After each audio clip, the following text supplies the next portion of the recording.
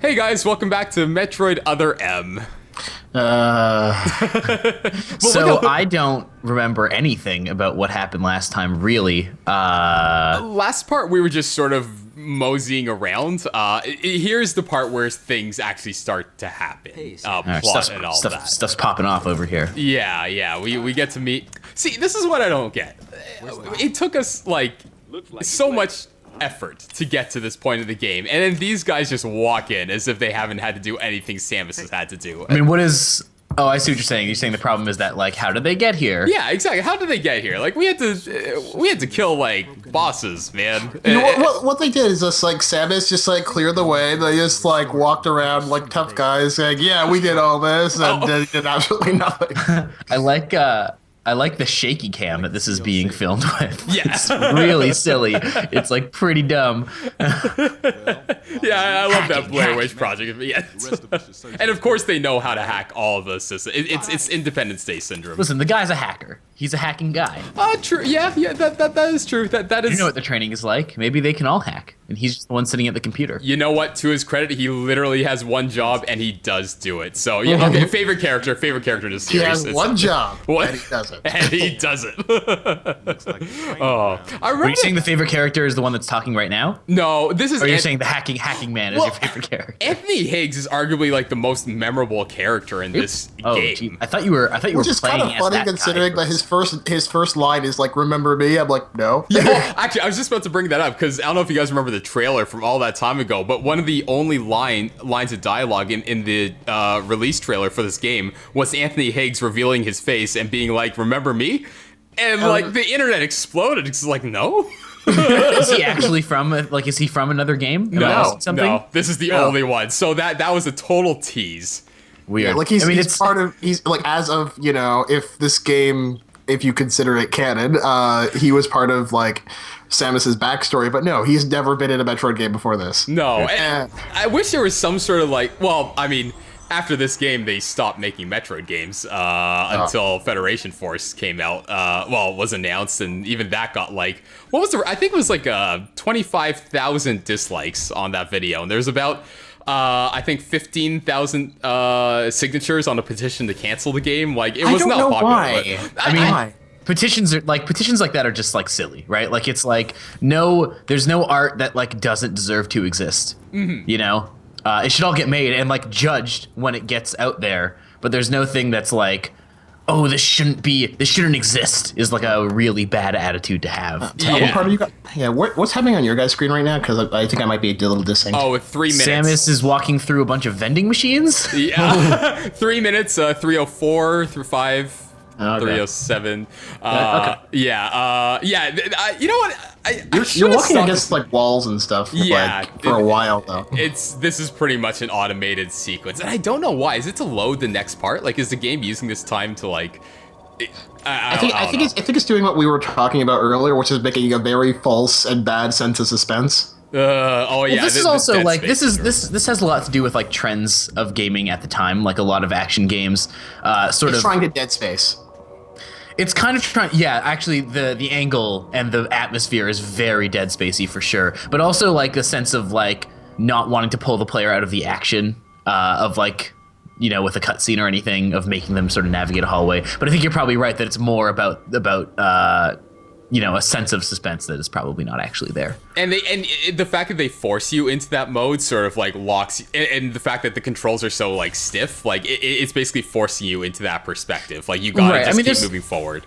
That's like a lot of action games have that, right? Like the Tomb Raider reboot did that a lot, where like you're in these gameplay sections where pretty much all you're doing is just pressing forward, and it's just like, you know, it's supposed to be this sort of. Oh, okay. Is that the new I was gonna say Tom Raider, based on that stupid thing, that parody video that came out. But Tomb Raider, are you talking about the new one, Dan, that came out? Yeah, I'm talking about like the reboot, like the 2013 Tomb Raider. Oh, okay. I heard it was well received. So it had a lot of stuff like that, where it's just like, oh, I'm going across a bridge, and all you're doing is just like holding the joystick forward. Like, you're not really doing anything. It's more them not wanting to like break the control the player has, and it's like a kind of a weird way to do it. It's an equivalent to like a QuickTime event, you know. Getting back a bit to the story of what we're looking at right now, just like you see, it's like, oh, they modified Alien, like that's usually that's usually like, you know, one of the space pirates, and so out of just like, yeah, let's just ignore that and keep going. Yeah, well, that's the thing. Usually when you see a space pirate in a Metroid game, it's a pretty big moment because that signifies shit's about to get real. And you better get your game on. Do you think all the space pirates are like big dragon things? Well, they're kind of like, you know, established in these dragon games? crab things. Yeah. Where did the space pirate? I don't know about the space pirates. Because Ridley origin, is a but space pirate. Ridley is the like king of the space pirates. Right. Yeah. I always Are thought the rest Ridley of them was humans? Like the Federation cares that bioweapons are prohibitive. You know, if the Federation actually cared, they wouldn't have done it in the first place. No, the Federation never cares about developing bioweapons because in Fusion, that's the whole storyline again. They're doing it again. Like, these guys don't stop. Like, yeah, and the thing is, though, like, you'd think that Samus would be like, yeah, like, screw you guys, but it's like, no, she's just totally still going along with it. And Dan, since you haven't played this game, just know that the name that they brought up before, Madeline Bergman, she's going to be the sort, like, a real big annoyance in a little bit. Yeah, keep her in mind. It's an interesting tease, but. You know, going back to that whole the Federation. Good God, I'm surprised the space pirates aren't considered like the good guys of the Metroid series because they don't deal with bioweapons. They've never tried to launch one of those things. But Federation, they're always working on these sorts of things. Like, and again, Samus is worried what Adam thinks of her when she really shouldn't really give a shit. You know, Samus doesn't give a shit what anyone thinks of her. That's I think. Probably a trait of. Oh, he's hacking. He's almost done. Yeah, I think after finishing recording the game, I was thinking about them. Like, I think they wanted to show Samus's like the fact that Samus doesn't listen to anyone but Adam. I think they wanted to show like a sense of respect and loyalty to build his own character up, but it just backfired.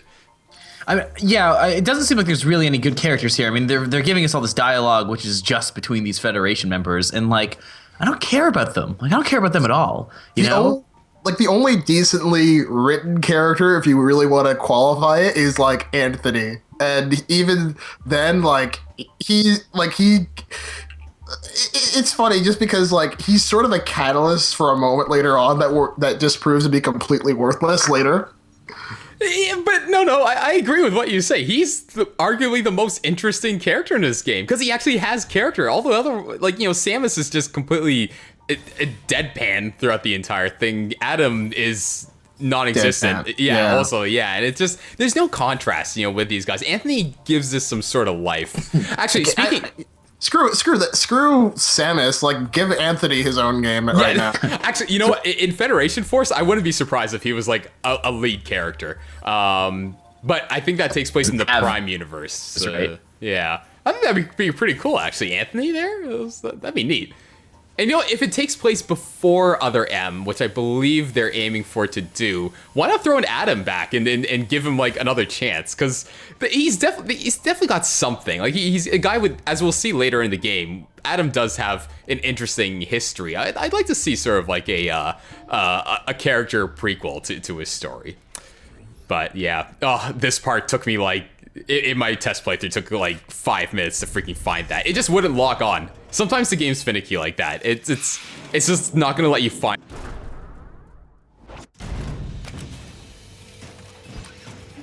Hello? Oh, hello? Hi. Sorry, I think we lost you for a second there. Oh, lost me? Lost someone. Oh, okay. Jordan, are you still here? Yeah, I'm here. Okay, cool. Cool. Sorry, I had the Skype like we're having difficulties connecting sort of sound. Adam didn't authorize it. It's okay. I actually didn't realize you guys were gone. I was just going on a. I guess I was just having a conversation with myself. I think we got most of what you were saying. Yeah, cool. Anyway. So things are happening. Yeah. Meanwhile, there's a fight. That's popping off, man. Like this is pretty nuts. Yeah.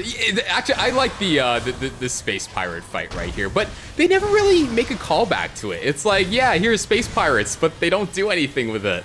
Yeah. Like you said, like space pirates are a big deal because that's when you know like things are about to get serious, and then it's like, oh, space pirates, neat, Yeah, and that's about it. and they run away. Yeah, and you know, they're actually pretty formidable opponents in this part. Did that one? I think that one just disappeared. Oh, no, there he is. Oh, damn it. Jordan, I'm curious because I know that Will has played this game multiple times, but you seem to remember a lot of this game for someone who played it once and hates it. Yes, like I said, like the last time we were doing this, like I tried to forget this game, and then you guys had to decide to do this. So yeah, I'm just surprised by how much you remember it. I mean, is this because I know that for me it's like anytime I get into a game, whether I'm getting into it because I like it or hate it, I always want to read about it a lot, which can sometimes like cement those things in my brain. Like, did you do any of that at all, or was it just sort of like, I don't know.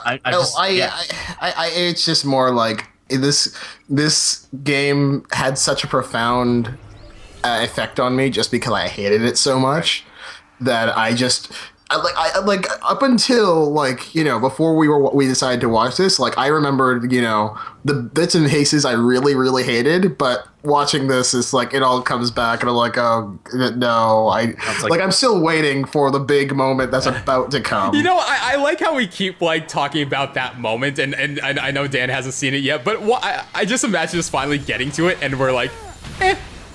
I mean, is it the lava part? Well, no. What's going to happen? What's going to happen is we're finally going to get to it, and then we're going to talk on a tangent on something completely different. Yeah, exactly. We're going to completely forget about it. And here we go. I like this part actually. I think it's pretty neat.